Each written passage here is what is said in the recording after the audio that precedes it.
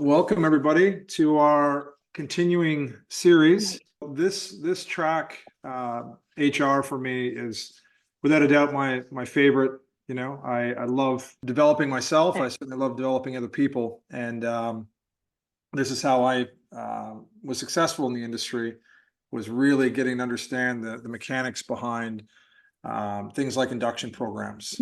So in this particular track, we're covering 5 areas. So if you've missed any of the earlier ones, Ali can get you a copy of those videos. But we talked about how to attract great staff, how to filter them even before you interview, because if you get really good at attracting, you're going to have too many people to interview.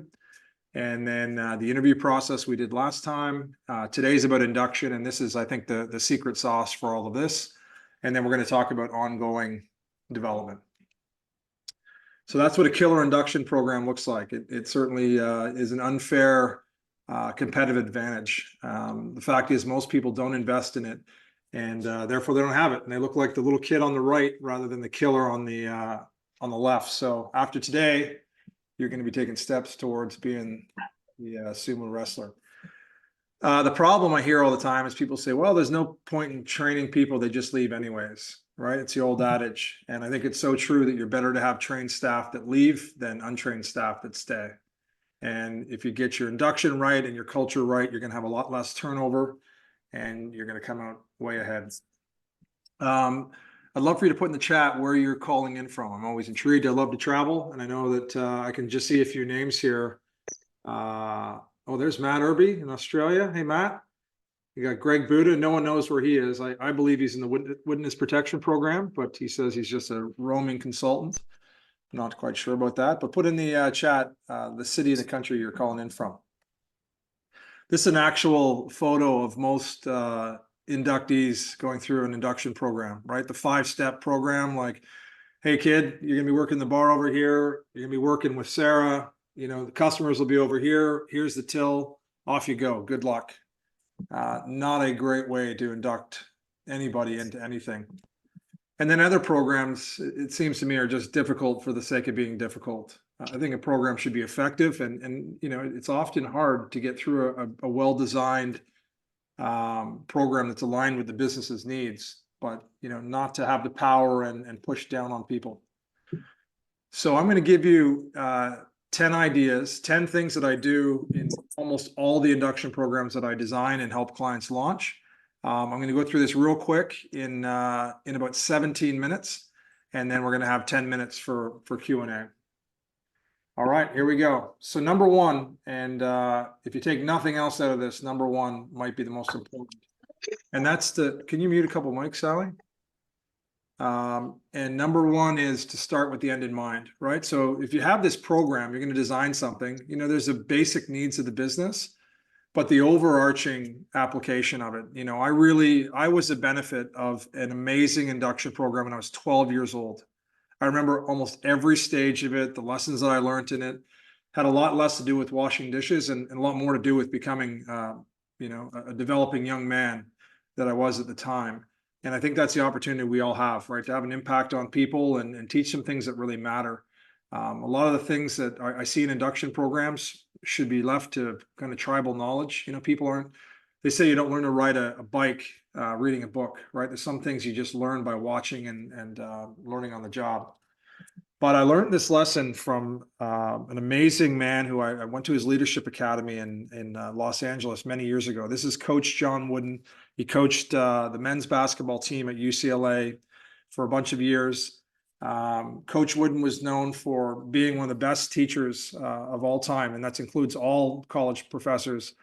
He taught on the basketball court and developed some incredible men. That's Kareem Abdul-Jabbar, who played for him. And so the reason I bring up Coach Wooden today is Kareem Abdul-Jabbar tells his story that he was the top high school prospect coming out of inner city in the Northeast, decides to go to UCLA to work with Coach Wooden. There were 3 or 4 freshmen that year. Most of them were inner city kids. And at the first practice, Coach Wooden sat them all down on the hardwood floor and said, all right, rookies, come over here, sit down. He said, take off your shoes and socks, and I'm going to show you how to put your shoes and socks on. And I mean, these guys were offended that this white man was telling them how to put their shoes and socks on.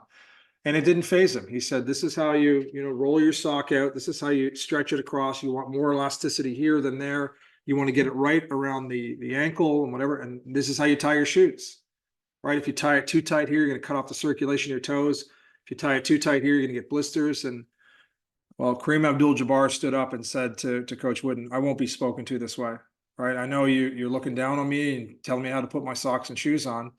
And he said, Kareem, we were minutes away from winning another championship 4 years ago, and my star player was limping, and he couldn't get off on his right foot to take the shot. And after the game, he took off his socks and shoes, and they were just riddled with blisters. And I realized it was my fault. I did not teach him how to put socks and shoes on properly, to play at our pace for our length of time. And it's different than what you're used to in college. So I'm going to show you everything from the ground up. And that's really how I approach most induction programs, right? I ask people permission to cover things that they might think are obvious. This is Coach Wooden's pyramid of success.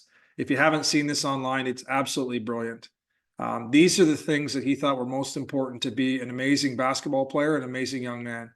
Competitive greatness, of course, but enthusiasm, friendship, loyalty, self-control. And then you can see the mortar and the bricks going up the side, and ambition, adaptability. This is what he taught, a lesson every single practice and every single game. He wanted these kids to understand what it took to be successful. And where did that lead him to? He is the most successful coach in American history, in both in the college level and in the pros. I think he won 10 or 11 national titles, which I don't even think you could do anymore, the way that things are set up. But he is an amazing guy, revered by anyone who ever spent time with him. Just 3 lessons that came out of that I loved. Number 1, he always said, don't assume. Don't assume someone knows how to play or put their socks on at a college level. Secondly, he said, fast is slow with people. Or sorry, slow is fast with people. Take your time and it'll speed up far quicker. And thirdly, I don't know if you guys notice when you watch a lot of basketball players in particular, but most pro athletes, when they score a goal, they used to, before they played for Coach Wooden, they'd thump their chest, they'd pump their fist. Coach Wooden said, I want you to find the person on the court who made that goal possible and point to them. And if they ever drop the ball when you throw it, the only acceptable response is, my fault, bad pass. Because he said, if you're the player that you think you are, you would have thrown that ball to the person when they were in position to catch it. So I love that too in the bar business. When things get heated, my fault, bad pass. Number 2, courseware that matters. So I have had the misfortune of looking at over 300 induction programs for bars and restaurants. Most of them would put you to sleep. Just a lot of garbage that people really would never learn. I'm sure I'm the only person who's read most of those programs and manuals. So here's an example of some things that I think are worth teaching. Understanding a customer's hierarchy of needs, right? The 101 to feel secure. Now in the restaurant environment, we're not talking about, secure from bandits coming in, but secure in my place, that I'm being taken care of, that, if I'm waiting in line, that I can trust you, that you're not going to give my table to someone else, all those sorts of things. Next thing is we look on a social level, right? We get them to the next level and they want to feel connected. So in your business, what are 10 ways that a bartender can make a guest feel connected? What are 10 ways that a host can do that? What are 10 ways that a bar back can do that? They're a human being working in your business too. And then the highest level, what are 5 ways you can make someone feel really special, quickly, high impact, right? These are the sort of things that we built into induction programs. Here are some of the courses. These are from my bars and restaurants, but these are some of the more popular ones. Selling with dignity. A lot of people find it sleazy to sell, more expensive products or make recommendations. Body language. Do your staff understand the difference between someone who's anxious and someone who's frustrated? Right? Looks similar, but if you look at the body language, it's very different. What are the 5 steps to defusing an angry human being? What do you do first? What do you do second? What do you do third? And then we did a lot of these in an 8-minute stretch and brief, right? It doesn't all have to be sitting in a classroom. This could be a 3-minute lesson at a pre-shift. These were more extensive programs that I developed. Storytelling, right? Are your staff great storytellers? Do they have the mechanics, engaging guests, delivering mouth-watering recommendations? I watch it. Yeah, Allie's got that. Complimenting guests, right? Delivering a compliment to a guest can make somebody's day, or can feel really creepy, right? There's a big difference. And trust me, it's not always obvious to a 24-year-old server how to compliment a 64-year-old woman, right? So we talked about different constituencies and how do we deliver compliments to these folks. Number 3, this is where we start to put your business in a box. The best advice I ever got as a restaurant owner was to prepare my business for sale.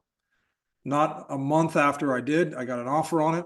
But while I went through the process of preparing it for sale, I just realized how many holes we had and how many things were dependent on me. And they say that the more valuable you are to your business, the less valuable your business is. So what does that look like? We're right now designing an onboarding flow program for another client. Pretty extensive look there. Here's a simpler look, right? Just a simple roadmap at a group of Irish pubs here in Annapolis. The welcome, this is from the founders, video right from them saying, hey, if you've been selected, you must be special. I'm glad you're here. Our history, our mission, our culture, our guests. And then you get into the host track, the server track, the bartending track, and off you go. Right? I suggest if you don't have this mapped out right now, take this, ask for the resources, we'll give it to you, and start to model after this. And I'm going to show you how easy it is to put together. We also map out the touch points. Anywhere a customer comes into contact with the business, the doorman, the host, the bar, the table. And then we give an assignment to the staff to say, hey, can you map this out for us? Just bullet points, or take a dictaphone and tell us what happens at each of these stations. The reason I put the picture of the capture device here is I don't like seeing staff wander around in a restaurant with their cell phones. So buy a $200 capture device that has a great a microphone on it too, because that really matters. Then once we get it to there, we can start to map it into playbooks. Right? So we're just kind of putting our business in a box. If this, then that. Also, when you look at your induction schedule, what happens in the first 100 days determines, the output of that team member. And so I break down induction material into EQ, so the emotional quotient, IQ, and then skills. So what do they need to learn on the EQ side in the first 100 days? IQ and on skills. And then we just say, we can't do it all in the first 3 months. So what do we do in the next, 3 months from there in the next year? And then I also map in just on a big piece of butcher's paper. Okay, we want them to understand and demonstrate this capability. Is this something they learn in the classroom, peer-to-peer on the job, online, or at pre-shift? Right, so we can map all that in and start slowly and realize that, we can only pour so much into a cup. So the general rule I have when working with new clients, take your current training material, get rid of 80% of it. Take the 20 that really matters and then map some of this other stuff on. You're going to get a drastically different result. Number 4, realize, and I can say this freely because I really struggled in school. So realize that not everyone that works in this industry was a wizard at high school or college, right? They learn at a different pace and they learn a different way. So all of my induction programs take a minimum of 3 months at the first stage to get through, and a maximum of 6 months. If you can't learn this in 6 months with all the help we're going to give you, this might not be for you. But we don't say that you got to do these 8 lessons and then write an exam and sink or swim and you're out. Because some of my best staff, it took them 6 months to really wrap their head around things.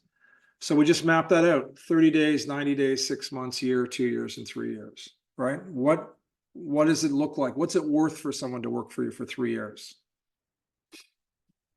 And this is a massive just bonus tip here. Every person that we hired went into our induction program and had a buddy that worked with them. So they didn't do all the training with them. They were just there for them to answer questions, help them through that sort of thing.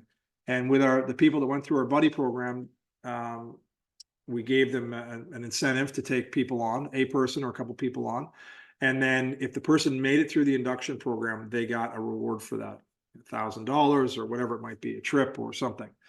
But we made it worth their while, and it really accelerated the training. Number 5, I've loved growing up listening to John Maxwell's books and audio programs. And this always stuck with me, that you'll never really know something until you can teach it to someone else, right? And anyone who's prepared a lesson plan for anything knows that that's true, right? It's easy to learn something and to do it, but it's very hard to teach someone else and have them be competent at it. So what we did was put together team captains and induction passports. And in this case, the analog aspect of this is a feature, not a bug, right? So I love the digital aspect, and we're going to talk about that in a second.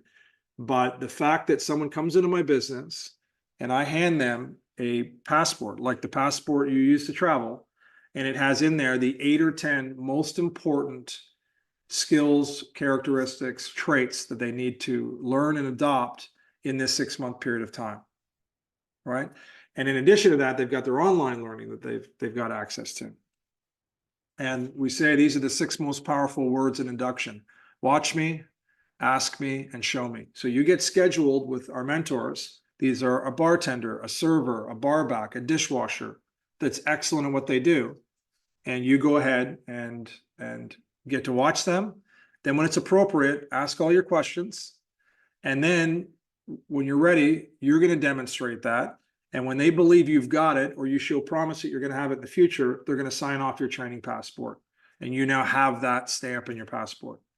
People ask what happens if they lose their training passport. I ask you, what happens when you lose your passport? You got to go back to the embassy. You got to do paperwork, right? People don't lose it. They've got to start at the beginning again.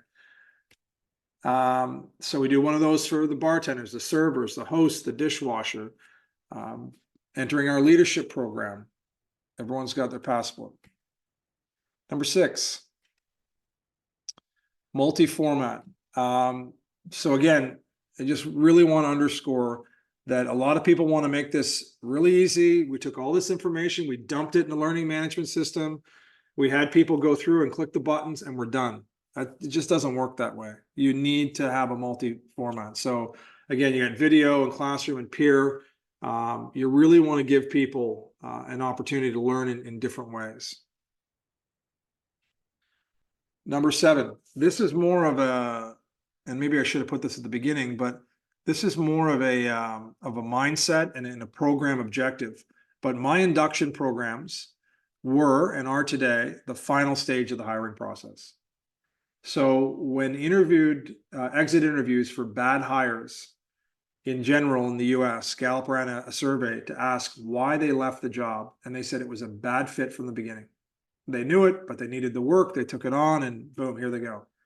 80% of people said it was a bad fit. So this is what I tell people. This is a chance for you to figure out if it's a right fit for you. We'll only keep you if we believe you have a chance of becoming an A player here, because I don't surround myself with B's and C's or people that are happy to stay there. And if you do decide to leave, you'll leave with dignity. You weren't here and you got fired or anything else. This is a right fit operation.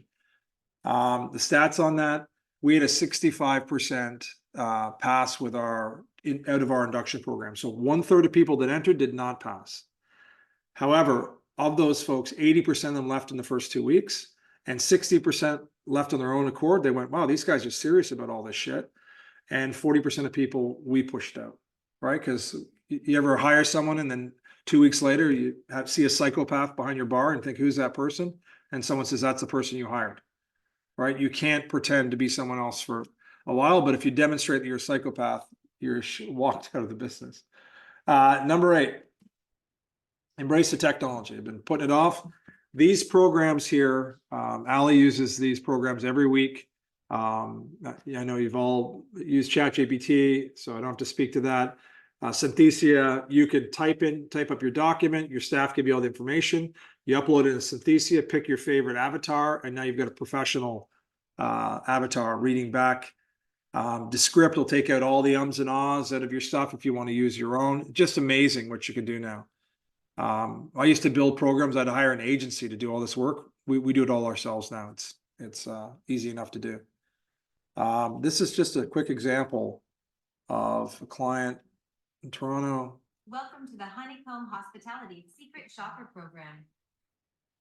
We are absolutely thrilled to welcome you into the fold of Honeycomb Hospitality's Secret Shopper Program. Your involvement marks a significant role in our mission to prove valuable in refining and enhancing the Honeycomb experience for everyone. So that's just an avatar talking. You put whatever background you want. And then as you upgrade your program, you just upgrade the text and she'll speak it that way moving forward. The other amazing thing about this is most of you have staff that learning English is not easy for them, or sorry, learning something is not easy for them in English. She can talk to them in any language you want, right? It's amazing. So we don't leave anybody behind anymore. Welcome to the Honeycomb. Okay, number 9, we're almost there. This is something that I put in place in the last couple of years when I had my restaurants. Everyone that was hired with us was given a gift certificate to one of our bars or restaurants and got to go and experience it for themselves before they got started. And they'd take in their partner, their mom, whoever they want to take in with them. So they'd sit at the bar, have a meal, or go in the restaurant or whatever it might be. The thinking here is it's very hard to deliver something at a level of excellence that you have not experienced yourself, right? So a lot of the people that I hired could not afford or did not afford themselves a meal at my restaurants because they were more expensive than they normally spend.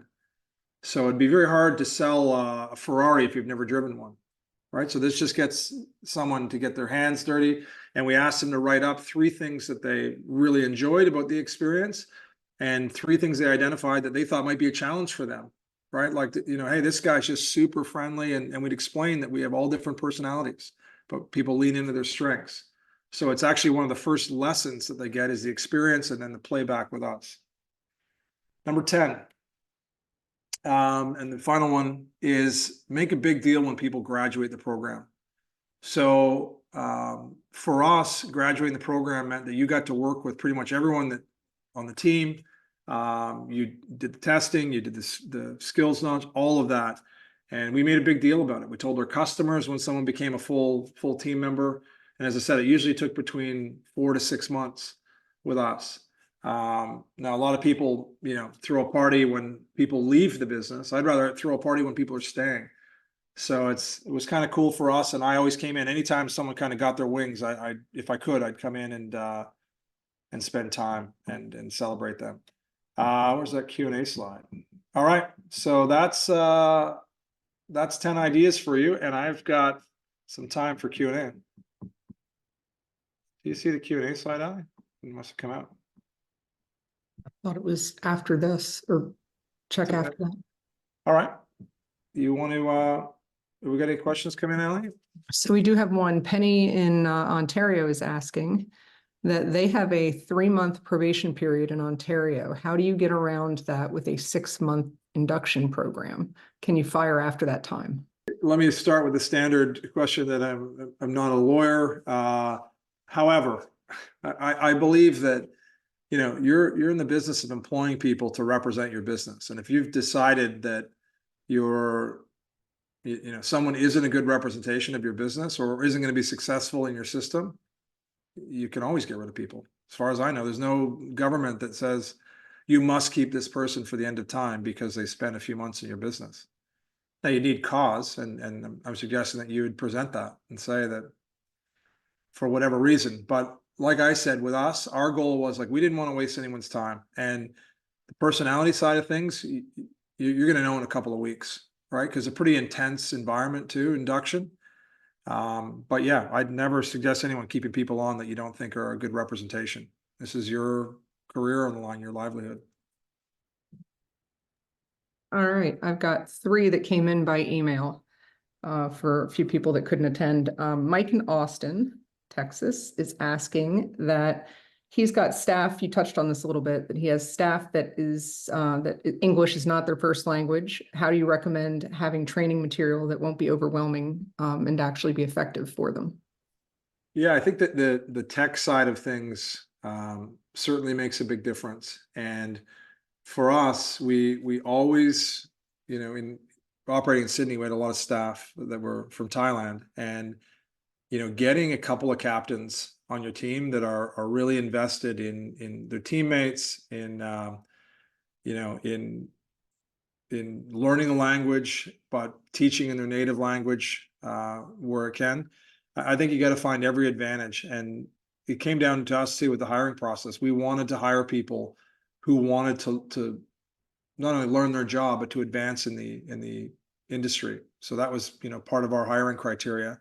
And the only way you can do that is to learn, you know, learn first in your native language, and then it's better the more of the language you learn that the business operates in, I think the more successful you're going to be. So we encourage them on every level. All right, Nicole has messaged, do you have metrics or KPIs you look for, or you look at as it relates to induction success? Yeah, so you know, different things for different areas. So some on the technical side, like on the menu, you know, learning the menu and representing the menu, the cocktails, all of that sort of thing. Standard sort of points you had to perform inside of time parameters and all of that. You know, I think there's, you know, in every business, if you look at your brand of hospitality, there's going to be 7 or 8 or 10 ingredients that make it, you know, that make it or break it. And you know, I think monitoring those things up front, and that's why we use the captains to say, like, is this person going to be able to, you know, deliver our brand of hospitality when it's busy? And if you're a busy bar and you do 80% of your trade during peak hour, we're looking for that, you know, that calm under pressure, that willingness to put yourself out there.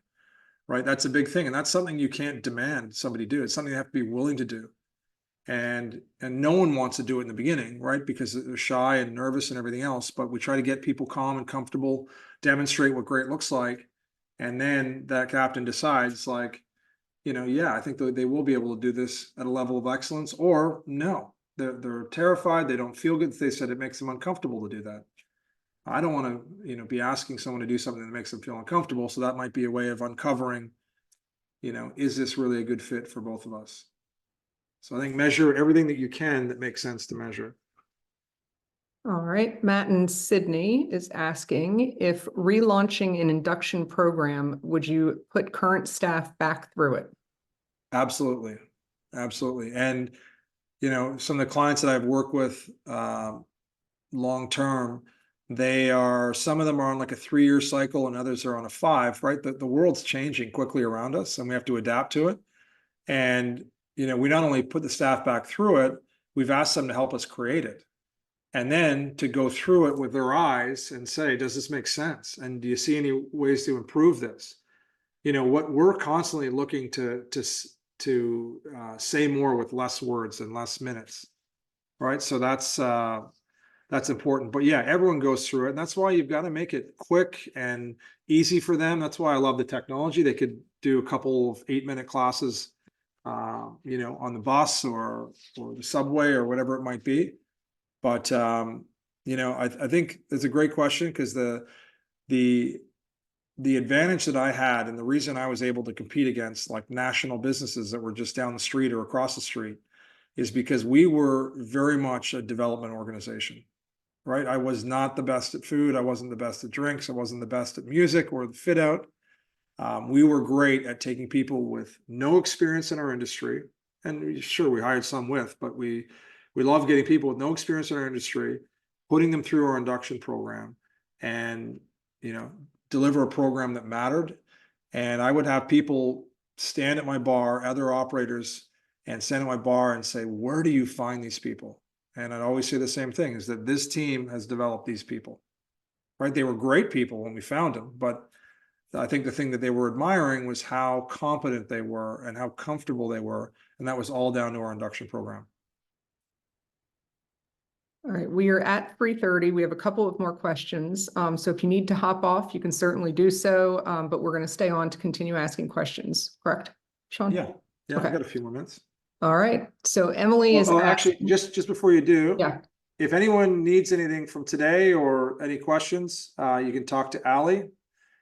And she will get you what you need. Oh, there's her details. My details. Might be a long time before I dig into that inbox. Not very good with email anymore. And we've got a Facebook group as well. And we're taking on coaching clients right now. So if anyone's interested in that, Allie can help you with that. We'll go ahead with the questions, Allie. All right. Emily is asking, do you have all management levels, the service manager, AGM, GM, oversee this program, or is it just in the hands of the GM? There's also a second part to that. She's asking, do you have management split up the job positions, like the AGM takes the servers and service manager oversees the host, or how do you divvy up the duties? Okay, so it's a great question. And let me answer it this way, that I appreciate that most bars and restaurants do not have a budget and a bunch of people working on level 7 that can crank this out for you, right? So you've got to figure out a way to get it done in-house and get it done effectively. And I'm of the mind that I'd rather have a small, highly effective program that helps everybody than a massive program that bothers everybody and doesn't really achieve much.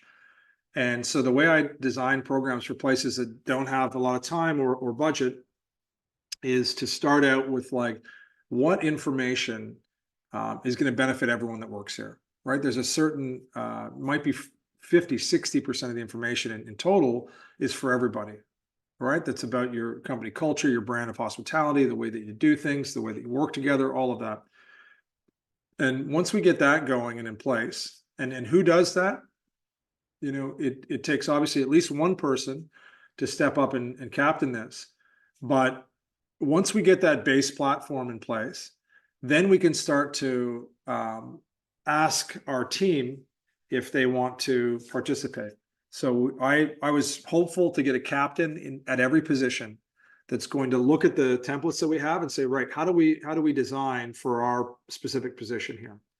And we've got step by step, you know, map it out, bullet it out, talk into this box, and it'll record. ChatGPT will put it into a step-by-step format. We can manage it that way.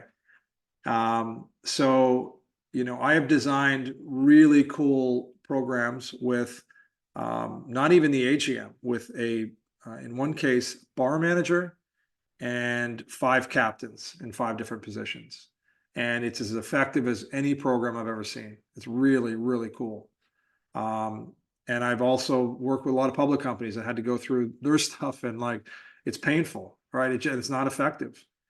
If you design your program right, it's a benefit to the individual, not a detriment, right? So getting it done is like, you know, the more people you can get to participate, the better, but you can do it with one person and then ask for the help of the team. All right, last one that I have. This is Janine. We have a few staff members that are great with the guests and are knowledgeable of product, but are a little slower than we need them to be. What types of things would you recommend to get them to speed up, to speak, and at what point, so to speak, and at what point would you look to cut them? Yeah, so that is, I think that's probably a lot of people are struggling with that, right? These friendly staff, they're great, they're knowledgeable, but they're not quick enough. You know, I think that it's in our industry, speed is extremely important to our guests, right? No one wants to be waiting 14 minutes for a drink that should have been there in 4 minutes. So setting up those parameters and making it clear before you even hire people to say that, hey, if you're working in tables here, you know, our slowest staff or the least productive staff are operating at this level, our best people are up at this level. So you've got to be better than the slowest person coming in here, and we're going to show you how to do that. The induction program, position by position for speed and efficiency. I'll give you an example. My first induction program, 12 years old as a dishwasher, my boss said to me, do you want to be a great dishwasher? And I thought he was mocking me. I'm like, well, I want to be good at my job. He said, do you want to be great at washing dishes? And I said, yes, I do. And he said, then I'll show you how to do that. And there's the mechanics to doing that. Everything from the way I interact with the rest of my team to how far down the chain I think, to how I load a dishwasher.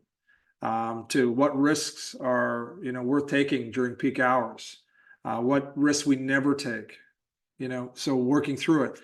And he told me that the best dishwasher that he ever had could load this huge machine perfectly, which meant not 95% and certainly not 105 where everything wouldn't be clean, to load it perfectly in 28 seconds.